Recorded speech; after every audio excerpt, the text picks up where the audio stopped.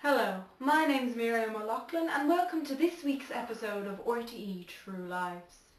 Today I'll be meeting with the Handertratty family to speak about their struggles with raising a family with a son with a severe case of Basketoma. Benny Handertratty is a 10-year-old boy with a severe case of Basketoma. He enjoys playing football, going out with friends and having a laugh. The only thing that sets him aside is the fact that he was born with a basket for legs. Helen Handertratty lives with her husband John, teenage daughter Zoe and little son Benny in their suburban house in South County Dublin. Basketoma affects every 1 in 40 million people.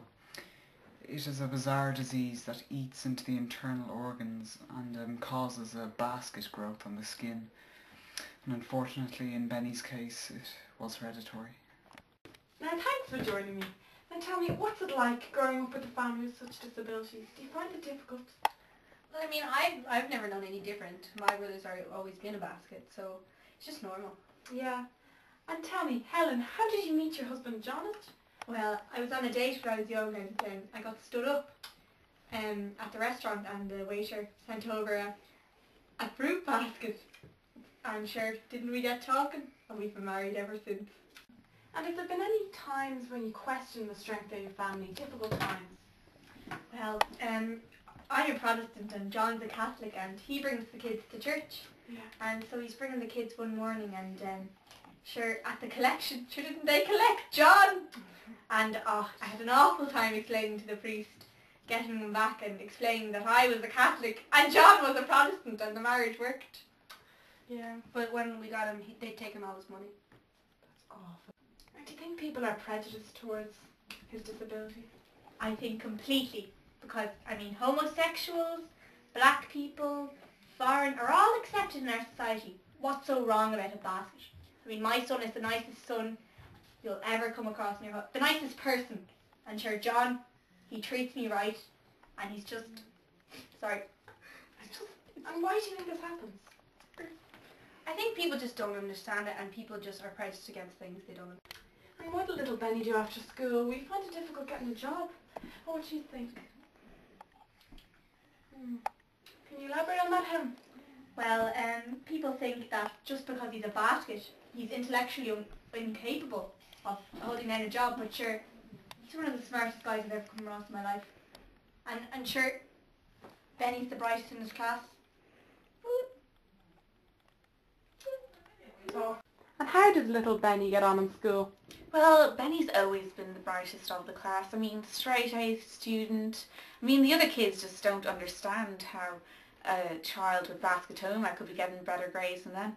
I mean, he doesn't get along like with most kids because they're all just really jealous of his intelligence. I mean, I remember this one time he came into school like black and blue. He's your mom! He's your dad! Basket case, the tree boy! So tell me, what's it like having a basket for a dad? Well, to me it's just always been normal, you know. I see a dad as a basket rather than a human figure. I mean, a lift to school, anything he'll help you with, you know. I mean, I usually walk to school, you know, to cut down my carbon footprint, but he is he's not any worse because he's a basket rather than a human. He's a great husband too, and love comes in mysterious packages, and mine just happens to be a basket. I just want my family to be accepted.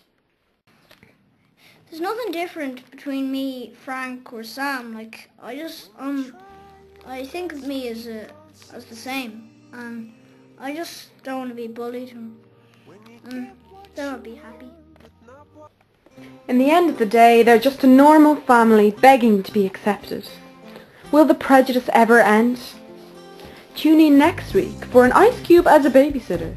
Could it work, or is it destined to be a family meltdown?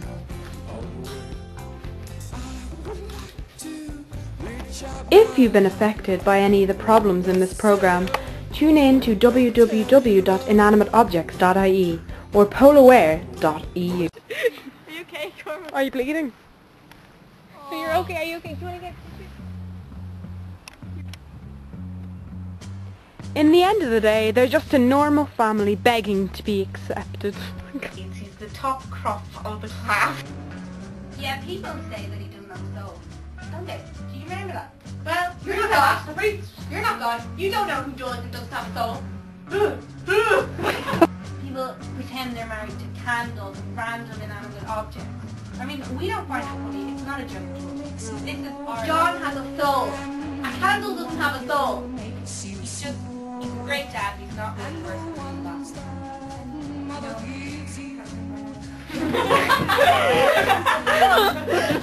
You know.